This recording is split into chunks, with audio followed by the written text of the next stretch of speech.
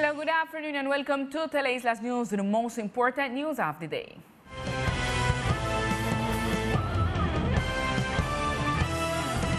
The official educational institutions of our department, they're in a session that began this morning. They will have the opportunity to render accounts before the Secretary of Education to know how their educational processes are going. Hello, Lisa and Ali TV viewers. I say hello from here from the departmental government because this morning from 8 o'clock the morning until past middle day, all the official institutions of our department, they make accountability to the Secretariat of Education. This to inform all the people in how the process is in them gone in the school from the immediate year last year, that means 2020. The idea is to them to inform all the community in general and also to the authorities how they gone in the administrative part, in the directive part, in the community management and in the academic management. This point is very important because let us remember, say last year everything changed with the pandemic, with the COVID-19, and all the students them had to go to class from home. So all the institutions them had to make a lot of strategies to see how they could keep up all the students them in the classes and also to avoid them feel drop out of the school. And the idea is to them to tell them how they gone, what they expect about this new year, and also inform all the authorities and all the community what they are going to do to maintain all the students that they have in the institution. In our central emission, we will give a more big information about this. We'll talk to the people who are involved in this process. This is all information I report from here from the government of our archipelago. Continue, Lisa, in the studio.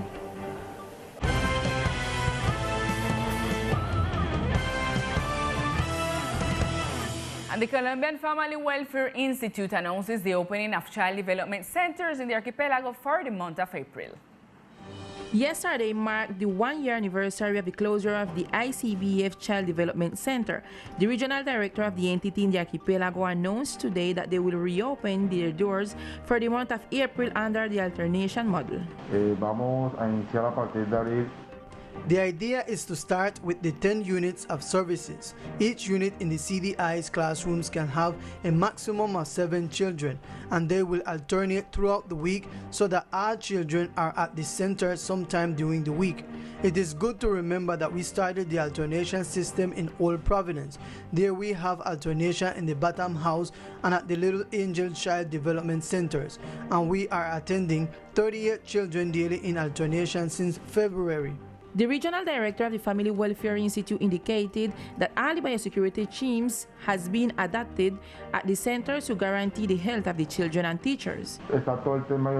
There is the whole issue of biosafety at the entrance. The educators receive them. They wash their hands. The temperature taken is already abolished by the ministry. So the important thing is to keep the mask on and to keep their distance. We have noticed that the children have learned to use the masks. They do not take them off as before. It is a big expectation we have with them. The idea is that all 5 CDI'S in San Andres and the 2 in Providence will start operating this year with an alternation model. Information provided by the ICBF, the classes with the children in the CDI will be from 9 to 11 in the morning, and the delivery of the groceries will continue to the month by month until the services are normalized. And given the arrival of the vaccines, the Secretary of Health made a call to conscience since there could be a new peak in the archipelago. Gisela Livingston with more information. At a press conference, the Secretary of Health gave some figures regarding the occupancy of the ICU on the island and active cases of COVID. The ICU capacity is at 3%. I think it is only 1 person. I don't have the updated data as of today. We are waiting. But I think there is a very favorable moment in the middle of a pandemic because San Andres has handled important figures of COVID cases. Until Tuesday, there were 5 active cases.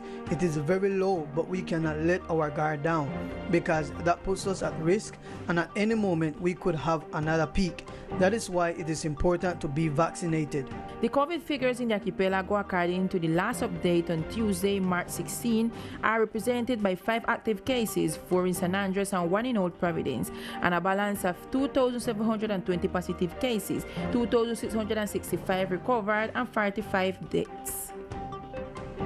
And in order to raise awareness and highlight the importance of knowing the condition of people with Down syndrome, and as well as to clarify the doubts of family members and caregivers about this condition, a discussion was held at the Coral Palace.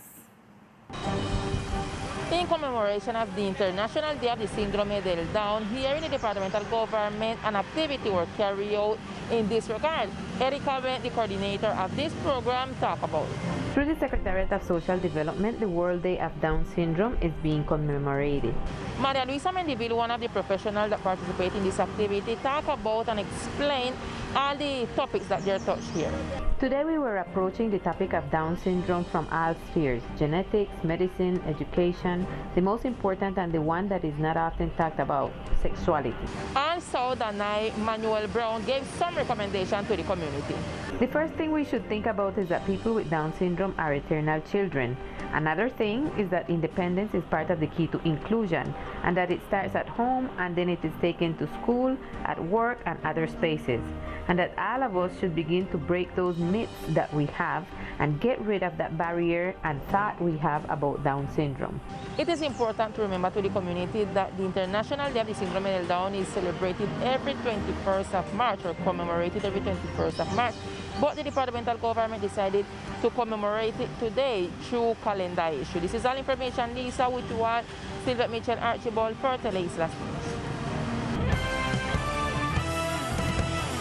And in other local news, the Fulbright call for applications began last February and will end on May 14. Professionals who are interested in pursuing postgraduate studies such as master's, doctorate, among others, can apply. A great opportunity for islanders who wish to specialize was opened by the Secretary of Government with Fulbright, an international initiative that now includes Afro-descendants to improve their quality of studies and learn about the North American culture. Calling all the young people for inscribing at the Fulbright Scholarship, which is a very, very unique opportunity that all we have as community for travel out, but not only we as individuals, but travel with your family. The Fulbright Scholarship gives you the opportunity to go and to assist to a beautiful university and finish your PhD or master, but also an opportunity for your family to travel with you and experience what is living in a United States and exchange culture in a United States, but not alone. Please apply to the scholarship. Do not let this opportunity go away, because tomorrow, after tomorrow, we are regret. It no cost we a penny. You only need time and dedication. The scholarship is given with a cultural exchange visa where they can travel with their immediate family, and the only condition to acquire it is to return to Colombia and return the knowledge acquired in the United States. Now let's get to know other facts that are making news in our brief news section of today.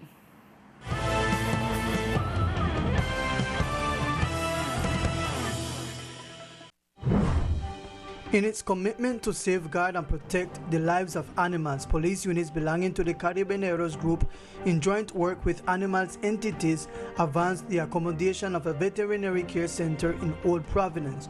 The passage of Hurricane Iota affected many of the animals of the island, most of them homeless. For this reason, the police personnel has been advancing campaigns of veterinary medical care, food delivery, vaccination, and deworming days in order to improve the welfare of the animals of the island. 13 people linked to the Conservation Incentives Program carried out cleaning work on the beach of Santa Catalina. During the day, 1,106 kilograms of garbage were extracted, among which were found elements such as sink sheets, plastics, plaster, cardboard, bottles, bags, and baskets. This cleaning day was carried out as part of the Black Crab operation that seeks to restore the environmental balance to the island of Old Providence and Santa Catalina. On the land located in southwest sector of Old Providence, construction began on one of the first model homes that the Ministry of Housing, City and Territory, FINDETER, in coordination with the National Unit for Disaster Risk Management, will deliver to inhabitants of the island who lost their homes in Hurricane Iota. Now we continue with the weather forecast. The weather forecast for today, March 19. In the coastal area of the archipelago, the sky is partly cloudy.